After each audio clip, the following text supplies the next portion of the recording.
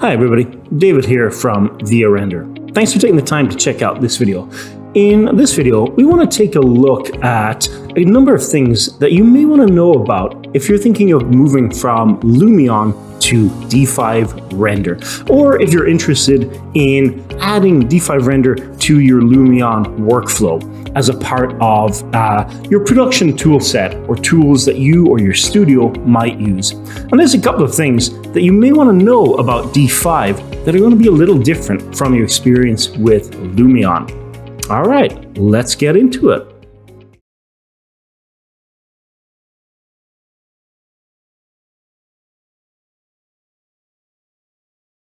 So the first thing that you need to be mindful of when coming from Lumion to D5 pertains to the rendering process.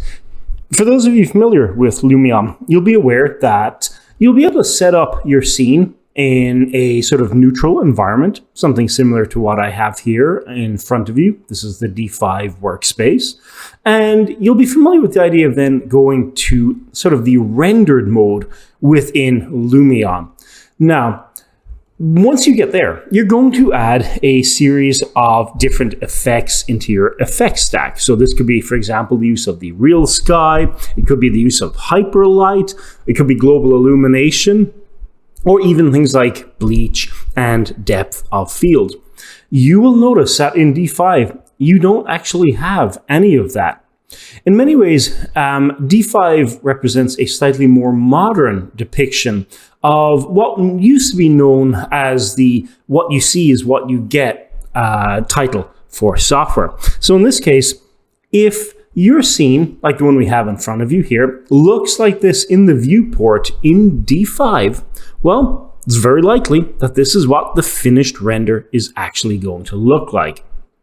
You don't have to go from a workspace or build mode to a rendered mode and click on the live preview update. In other words, what you see in the D5 window is, for the most part, exactly what you're going to get. So for example, in our basic scene that we have here, if I was to go ahead and spin the geo and sky in D5 and I get more light into my scene, this is a pretty good approximation of what it is actually going to look like if I go render this. Now, this may take you a bit of time to get used to, the idea that there isn't a build mode followed by a render preview mode followed by the final render output. It is quite simply how it looks on your screen is very much how it's going to look when you render it out. Now, we should point out, there are options under the display option right up here to go ahead and adjust the preview quality. And generally I found in D5, I ignore the middle preview quality mode and switch between high and low. These are really, to my mind, the only big differences in terms of what you see on screen versus your finished result. It doesn't matter though if you work in middle or low quality, D5 will always render at the highest possible quality settings. So you need to switch your mind frame from a build mode to a preview mode to a rendered output to basically understanding that what you see in front of you, if it looks good here, it's going to look good when you hit the render button. And the same, if your lighting is set up badly, or your scene is too dark, or maybe there isn't enough ambient light, or maybe the image looks flat, well then it'll probably look flat and sort of imperfect when you render it. And that really is something that Lumion users like myself, or people who came from Twinmotion as well, may have to sort of mentally readjust. How you see it in the viewport is very much how it's actually going to look.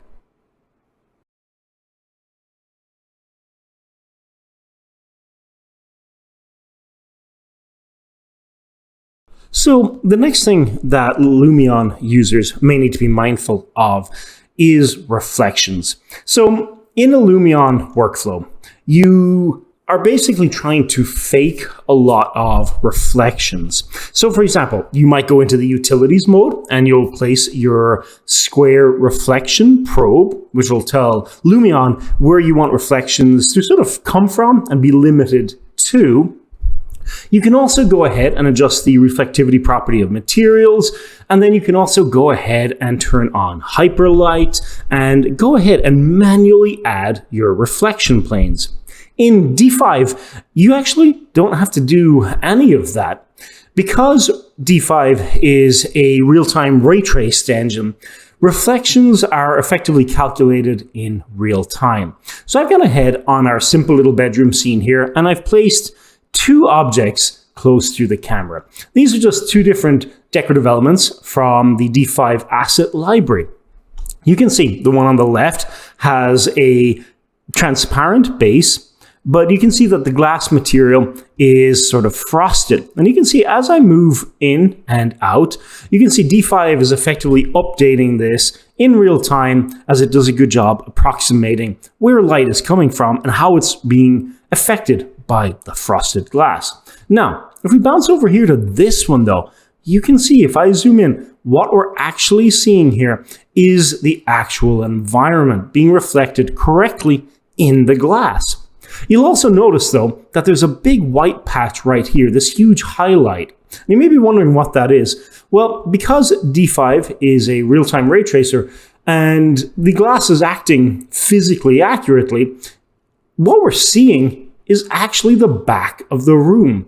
And because in my SketchUp model, I didn't have a wall here, I'm actually seeing the environment light being reflected in the glass. So there's a couple of things to be mindful of this. Firstly, you don't have to worry about reflections for the most part. If a glass is reflective or has a low roughness value, it's going to reflect the environment. You don't have to add probes or set up reflection planes. But the flip of that is you do have to be a little bit mindful of what is actually going to be reflected in your environment. So for example, if we were to add let's just say we went ahead and we added a light back here, and we had rotated this area light. This is kind of a flat square light, and we'd given it a very orange glow just to lighten up our scene a little bit. You can see if you're not careful, these objects that you bring in will actually appear in the reflections. Now, you can hide that, but it's more just something to be mindful of. Effectively, because everything is being reflected, because that's kind of how D5 works, you got to be mindful of what's actually emitting light. But this is a whole lot easier to work with than setting up reflection planes and setting up reflection probes and things like that. All right, let's go ahead and delete that. Now, one thing you do need to be mindful of is the glass material itself. I'm going to hit the eyedropper tool. I'm going to select the glass material on the outside of this window. And you will actually notice when we do that, yeah, let's go ahead and just select this guy. I'm going to drag a glass material out onto that. And I'm going to go ahead and just go to my favorite materials tab here, and I have a normal glass, and I'm going to apply that to the window. Now, when we do that, the glass material on our window outside of our house does actually have a slider, the refraction slider and the thickness slider. Now, these can be adjusted to set up the glass properties in the way that you want them to be. But again, for the most part, it's a vastly simpler and more straightforward approach. All right, just be mindful of that if you're coming from Lumion.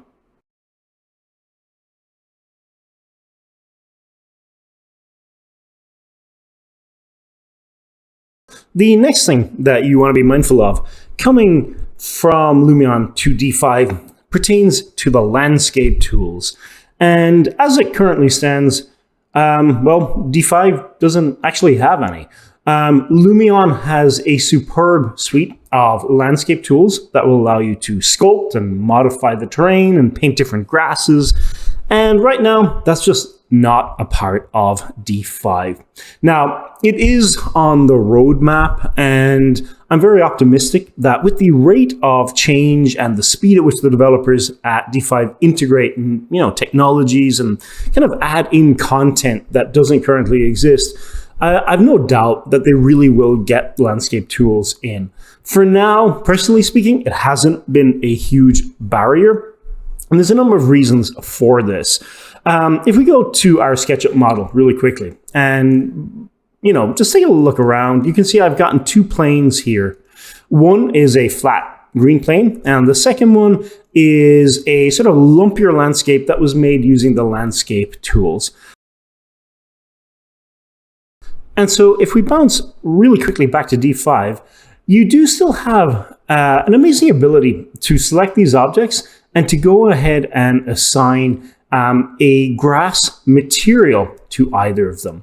And you can see that you can have different grass materials. I'm going to go ahead and just change my sky here so we get a little bit more light on these. And you can see we've gone ahead and assigned different grass materials. By default, D5 comes with 3, but I believe if you use a different grass texture, like your own grass texture, D5 will generate this procedural grass using the color information in your texture map.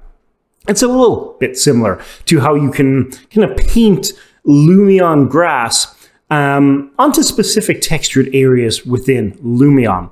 But as it currently stands in the current version of D5, you don't have the ability to go in there and sculpt the landscape. You don't have the ability to sort of carve mountains or cut ravines or to turn on or off oceans. Now, in saying that though, if you're able to create those in your 3D modeling program like SketchUp, you will find that the actual materials that you can assign to geometry, like landscape geometry, is particularly wonderful. So for example, I'm going to go to my materials tab here and I'm going to search for water.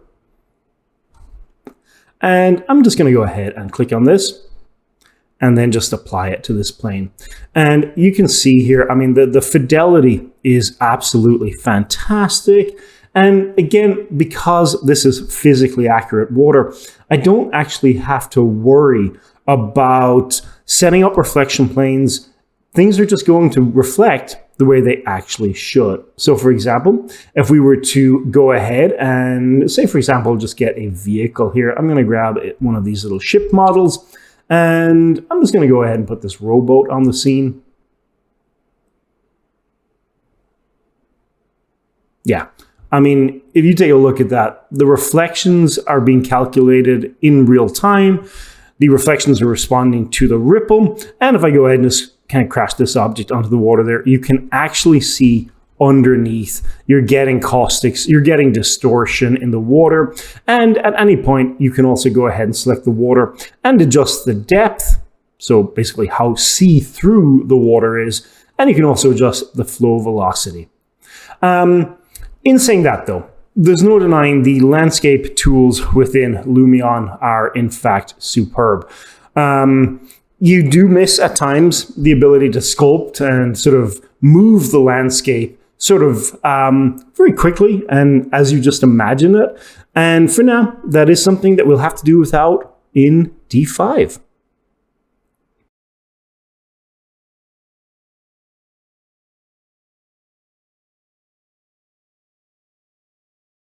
The next thing that D5 users coming over from Lumion or a similar software will have to sort of get used to and kind of wrap their minds around to some degree is the asset library. So if we go up here and click on the top left, you can see the D5 asset library. You have a mixture of online assets and you have a mixture of local assets. So a couple of things to note about this. Firstly, D5's asset library is effectively online based. So for example, if I was to sort of click on this really beautiful animated pumpkin coach model, you can see there is a slight time delay as you download your models. Now, once they're downloaded, I believe they're stored locally. So that makes basically using them a lot faster. But it is a very, very vast library. Now, once I have my model clicked, I can actually go ahead and just bring it into my scene. And if you have assets that you use a lot, it's pretty easy to actually go ahead and just save them. And so you can add these to your favorites by clicking on the little heart icon. So I'm going to go ahead and just lift up this model here. Obviously, this doesn't really fit with our actual scene. But you can kind of see here, if I zoom in just a little bit here, this model has got lights and it's animated and it's unbelievably beautiful looking.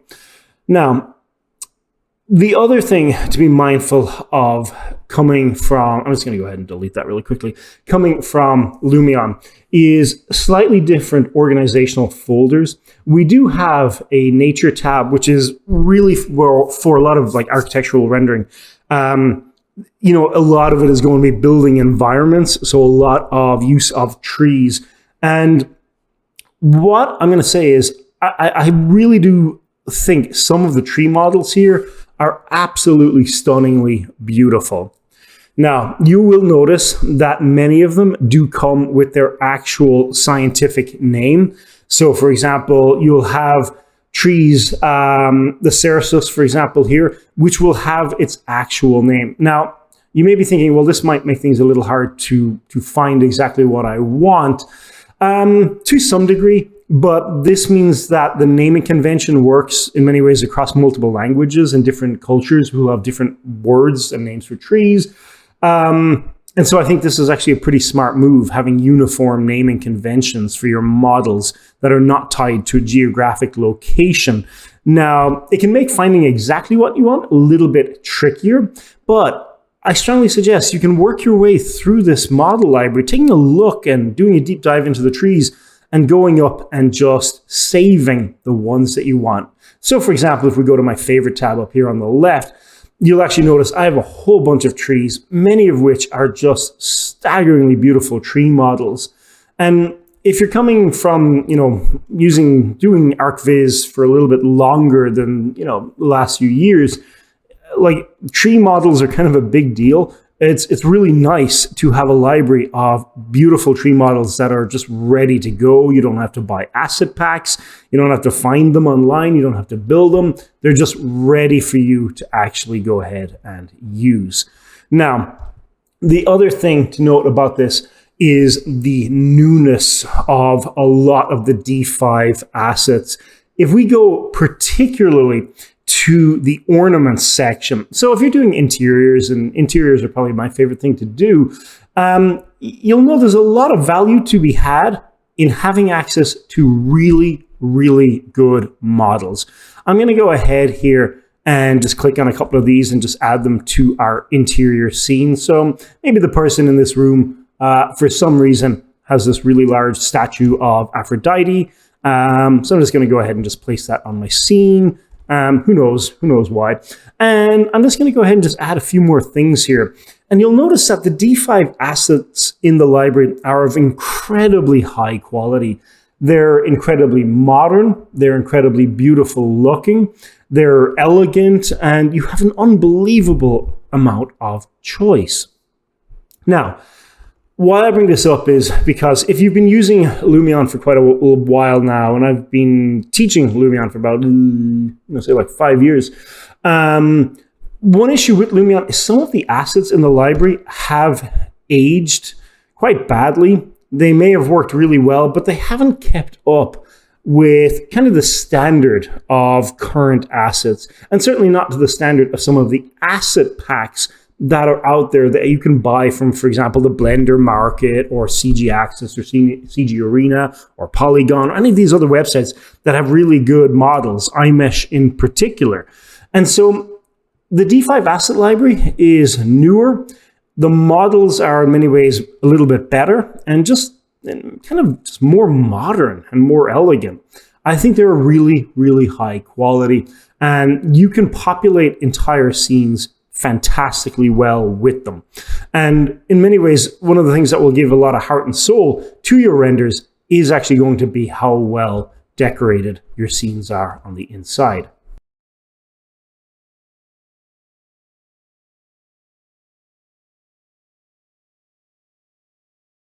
One other element that I think Lumion users need to be comfortable with in D5 or get familiar with is the use of lights. So we've already mentioned that Lumion is a real-time ray traced engine, which means when you set up lights in your scene, you'll see what they look like almost immediately. So let's take a look at some of the light types really quickly and just see how they kind of correlate with the lights in Lumion. All right, if we go to the top here, we can see we've got point light, spotlight, strip light, and rectangular light. I'm going to go ahead and start with the point light. The point light is a sort of a D5 equivalent of an OmniLight, and that's in many ways how I've kind of interpreted it. It is a circular light. We can go ahead and place it into our scene here. Over on the right, we've got options for intensity and the attenuation radius, which kind of correlates in Lumion to sort of the fall-off radius. So you can see lights can be placed, they can be scaled, and once you place them, you can go ahead and just move them around your scene. The intensity slider is obviously just that. It'll determine kind of the brightness of your actual light. And you've got options for the attenuation radius, the fall off, if you will, and whether they're visible in reflections or not. Now, you can also adjust the color and temperature, but I'm going to go ahead and just leave that point light there. This is very similar to OmniLights in Lumion. They will cast shadows, and effectively they're in a sort of imaginary, almost, if you will, 360-degree sphere of light. Very similar to those older lights if you came from like 3D Studio Max or any sort of just generic OmniLight. Now, we also have spotlights. Spotlights will, again, be very familiar to anyone coming from Lumion or Twinmotion. The spotlight is going to shoot light downwards or upwards, depending on its rotation. And you can also, just like in Lumion, go ahead and apply an IES light profile.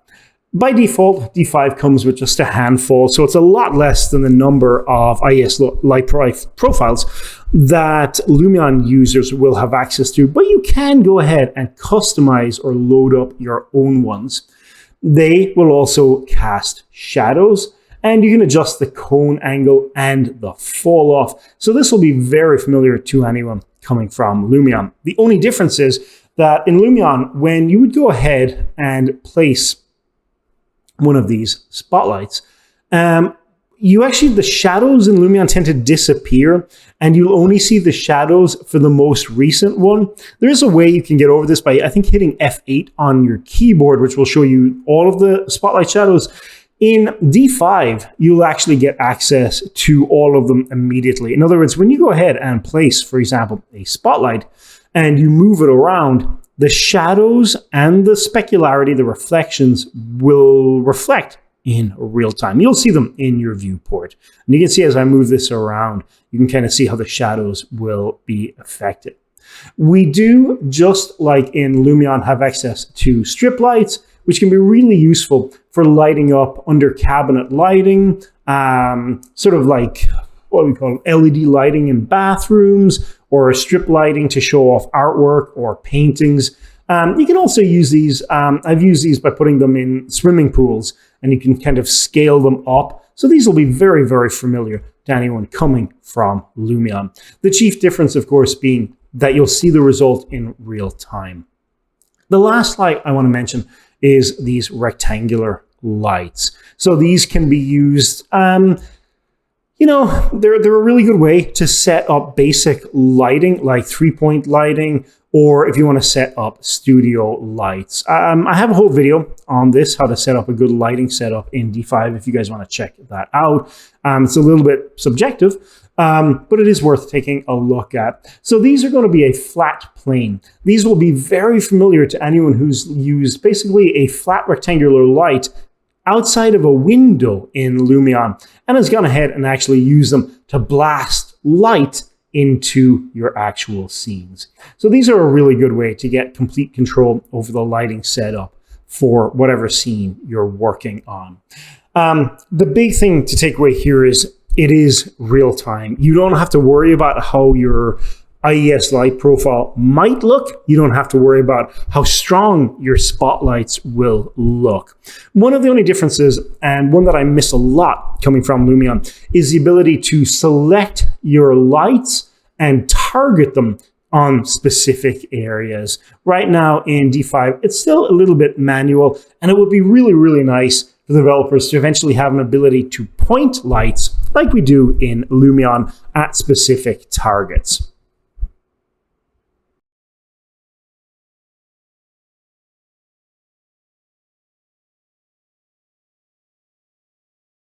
So with your lighting setup, the last thing that Lumion users need to be mindful of is some of the render settings. Now, we already mentioned there is no effects stack in D5, and what you see is kind of what you get. So I've got a pretty good idea that this is how my final render is actually going to look. Now, in saying that, there are a couple of options you do have, but they're more or less applied as settings that apply to the render right in front of you than something that is sort of done post-production like. So we have options here for the contrast. We can adjust the highlight, and we can maybe darken the shadows or lighten the shadows a little bit in our render. Now, oftentimes you might as well just do this in Photoshop, but it's nice to know that you have options there. You can add a little bit of bloom, and you can add a little bit of vignette if you want. But again, oftentimes you'll find that these are done in Photoshop. Now, when it comes to the actual render settings though, you do need to be mindful that rendering is in many ways done by going up here to the image tab. And here you have your options for setting up your actual render presets, including like how large you want the image to be, the width and the height, and whether you want to render out the channels. This is the equivalent of going to the big giant render button in Lumion and clicking on that. The only difference is you have a lot more options when it comes to the sizes. So for example, you're not limited to the email size, the desktop, or the poster, for example, in Lumion. We can go ahead and we can add in our presets. And you'll notice you do get a visual cue for your presets. The darker shaded area tells you what's going to be excluded from your actual render. And you also have options for the field of view. So you can go ahead and set up some pretty nice camera positioning for your renders. And this is very similar to adjusting the focal length within Lumion. So you would go in and type in, your 33mm camera, or your, 15 if you're doing an exterior. So you can go ahead and tweak that in D5 just within the actual sort of rendered image mode. So I'm going to go ahead and just click back on my scene. I'm going to pull my camera back just ever so slightly, holding the spacebar again. It's very similar to Lumion, just to kind of slow the movement of the camera down just a little bit. Okay, that looks pretty good. I'm going to stick with the 6K render, and you can see here that we have options for the channels. So this is very, very similar to Lumion's render passes. You get a sky mask, which is similar to Lumion's. You do get material ID reflection, which is very similar to Lumion's specular. And I think the only difference is the AO layer. Now, I think there's a way to do this in Lumion if memory serves, but I'm not sure if you can do it exactly in the render settings, but whatever. You guys will figure that out. So here we have the format, and once we're done with that, all you've got to do is go ahead and click render. Now, mileage will obviously vary on render times and speeds, but generally I haven't noticed that D5 is particularly slower than Lumion. Now, Lumion was always known for doing very fast still renders, and in version 12.5 it still is. I think when it comes to D5, a lot that's going to matter is very similar to Lumion, which is the graphics card that you are running. Either way, expect to wait a reasonable amount of time depending on what you've got in your scene and the preset size. With that being said, I should point out one more thing. D5 is a ray-traced rendering engine. Now, one thing to note is Lumion 12.5 is still a raster-based engine. It's more of an artistic render. You can see here, though, that Lumion's new version, what they're planning for 2023, does plan to utilize ray tracing. Now, my understanding from their promo materials is that it will use both. In other words, if you're not running a NVIDIA RTX enabled card, you can still use raster-based rendering, so the older form of rendering in Lumion.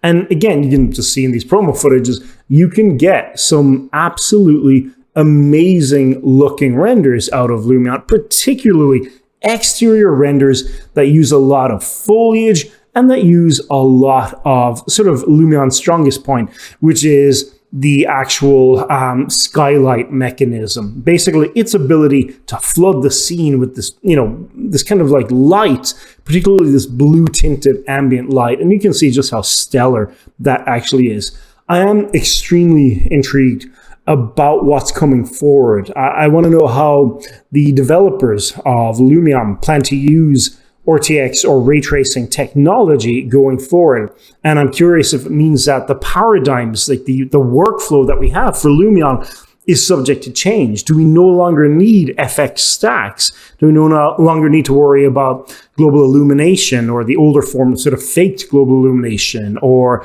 do we not have to worry about hyperlight anymore? Can we just go ahead and set up our scenes?